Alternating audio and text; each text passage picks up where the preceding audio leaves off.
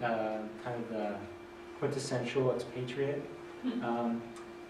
Expatriates are a huge resource for students studying abroad. Students from other countries who are studying there, who have been there longer, they were over and over cited by the students as their favorite go-to resource.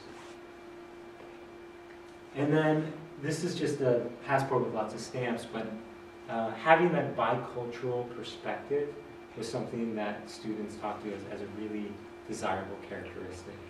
That they could not only kind of understand the host culture, but understand where you were coming from and understand some of the challenges that you're experiencing.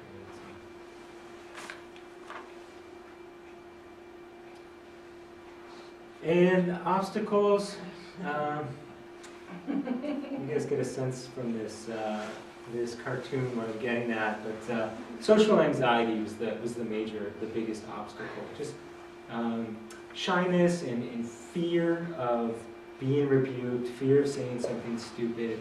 Those were the kinds of things that really prevented students from really engaging. And that takes us to a few limitations. The sample I talked about before. It's all Princeton students. These are high achieving students, highly motivated. The students who responded to my survey, to begin with, already had an interest in studying abroad and so forth, or their international experiences. So how well the sample applies to the greater world is an open question. Unfamiliarity of concepts. Again, you know, I took pains in the survey and in the interviews to try to check understanding and simplify things, explain things. But it's possible that some of these concepts are difficult for undergraduates. And quality of discourse. We haven't gotten into kind of the frequency with which students engage with informants, but not the quality of that discourse. It came up in the lit review, the Lobster who talks about these amateur ethnographers who are talented in many ways at collecting data, but processing that data is kind of an open question, which we'll address in the recommendations presently. The first recommendation is creating a kind of peer mentoring program. And I should say that these recommendations are for like a program administrator as opposed to an individual. So people who are supporting students, designing programs, that kind of thing. But a peer mentor program, making sure that students have access to good informants. In a structured peer mentoring program, you can select who those peers are, right? And you can think about some of those characteristics that we talked about that students find most desirable.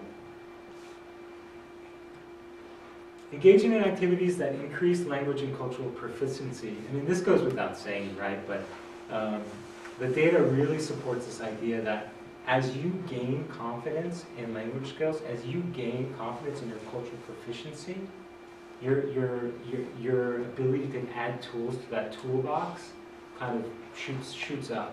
So encouraging students to take a language class, even if all of your courses are in English, take that language class. Get involved in community service. Live with the host family. You know, all those kinds of things can really increase your language and cultural proficiency and better position you to tackle those questions when you have them. Add content to existing orientation activities. This is Taylor's model, so just kind of introducing some of these concepts, particularly cultural informants for the orientation is key. Reflection and kind of pushing students to that reflective orientation. Reflective thinking can be hard for a lot of students, but the idea that if they're thinking critically, the chances are they're going to be able to tackle these questions so much in a much more effective way. And then tipping them off to what some of the obstacles are to more readily consulting with informants. And my final recommendation here is to introduce students to some basic ethnographic tools. This could come in the form of a orientation session or a project or even a course, but equipping students with some tools. And this speaks to that question about the quality of discourse. Because if we're empowering students to collect data, but not helping them kind of figure out what to do with that data, it's kind of a disservice. So some ideas here, we teach them about how to observe objectively, to listen. It's amazing, but listening is actually a skill. Interviewing, not to say that they have to go out and interview, but there is research that shows that developing interview techniques can lead to increased cultural and language proficiency. And finally, kind of what to do with that data, processing that data. I want to just summarize that research thing disappeared. Some final thoughts. It is a lost opportunity that students aren't engaging with this resource to the extent possible, but it also means there's huge potential by catalyzing students to more effectively engage with this resource. There have been implications for my own practice. I mentioned I do talk to students about these issues a lot, equip students with some of the language as well, so that we can kind of talk about these things. And then implications for my own travel. I mean, I'm guilty of that social anxiety piece and not reaching out to informants that I have access to when I have questions. So it's definitely something that I'll be more mindful of when I'm traveling. And now I am ready for your questions.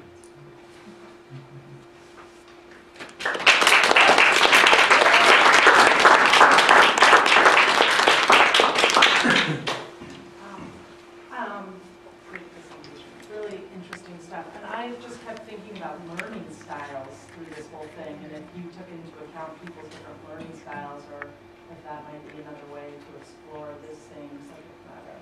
Oh, that's really interesting. I didn't think about that at all, but I think you're right. I think that would be a great framework for thinking about what strategies students use. That's really good.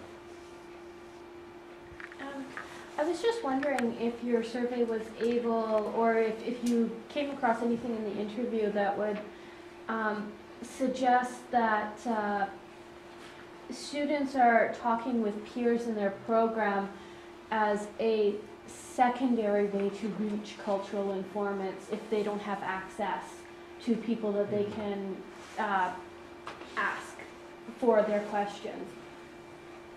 You mean like if they're consulting those expatriates because they can't access a host national, or no, their peers because maybe their peer has a friend? Yes. Okay. I'm speaking specifically peers within their Yeah. same exchange program. Yeah. It's an interesting idea. It's probably something that happens. It's not something I explored specifically. But I think one of the things that the research shows is that students are resourceful and that they will try to figure out the best way to answer their questions oftentimes. Where did any of your data kind of bring out an apathy? Because it looks like, because my initial reaction that there was some of that, but I'm really glad that it was more access issues. Was there any kind of data that showed they were not interested, or more rather just? One of the questions I asked in the survey was how interested they were in learning about the local culture and how interested they were in meeting host nationals. And pretty much everybody responded that they were very interested in those things, or moderately interested. So again, this might just be the people who participate in a survey like this are going to be more enthusiastic about their kind of engaging with culture than the broader public. I think it'd be really neat since people are really targeting international education, like judging it and looking at it. I think this could be really cool. I think you're right. broadening it. I think you're right. Like a broader sample, I think, would bring in some of those questions. I think. How many different countries did your students go to? Do you have a sense of like what geographical area I do. your interviews covered? I do. I did collect that information. I didn't present it, but primarily Europe. Most Princeton programs are in Europe. But the entire globe was represented. There were Central South America, Africa, Middle East, Far East, Australia. So you did a really exceptional job with the quotes and just getting their voices out there and really demonstrating a wide breadth of interviewees and experiences that you interviewed. Congratulations. Thanks. Yeah. Do you have plans to take this like on the road to any conferences? And have you shared this information with any of your colleagues at Princeton? Do you plan to? I have no such plans. I did consult from time to time with some of my colleagues at Princeton, particularly the director of the program that I work on, and the director of the Office of International Programs, who's also a senior associate dean. I had to get her approval to access those students. So she was involved a little bit. I solicited feedback from her, from the provost of international programs as well. So there was some resources there that I was able to tap into. It was more kind of at the beginning of the project, kind of help focus it, than I haven't shared this. I intend to though. I do plan to share it with them.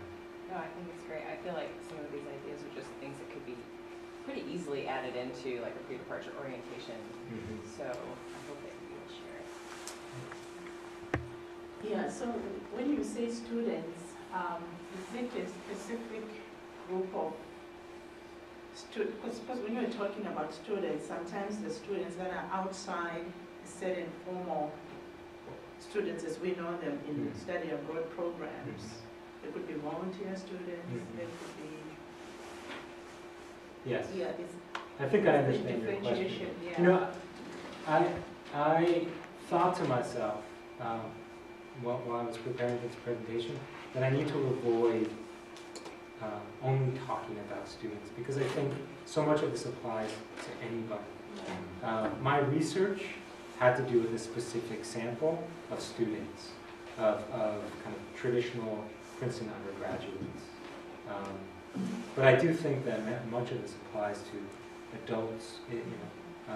The theoretical framework that I shared does not come from study abroad. It's adult education, really, is what it is. Adult learning theory.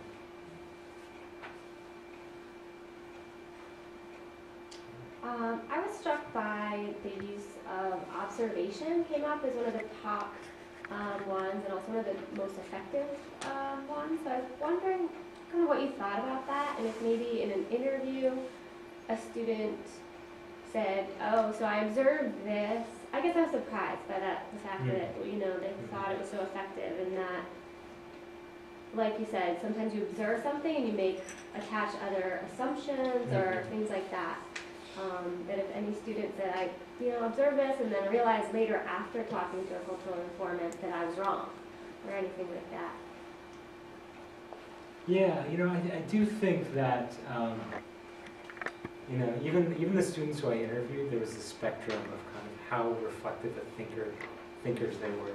There were some that were really reflective thinkers, and so when I brought up some of these concepts, it hit them immediately, and they understood, they could identify these blind spots that they had, and how through this process of reflection and that they were able to kind of uncover things that were previously obscured to them.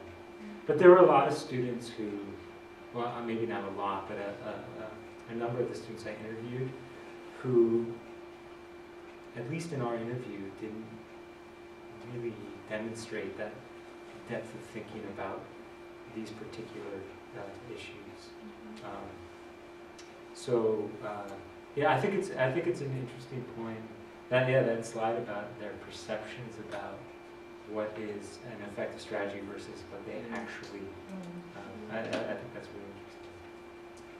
Okay, it is now past the hour and a half point. This has gone very quickly, so I want to actually cut things off. I realize there may be other questions. People, please feel free to try and reach Scott during the rest of the time. Round of applause.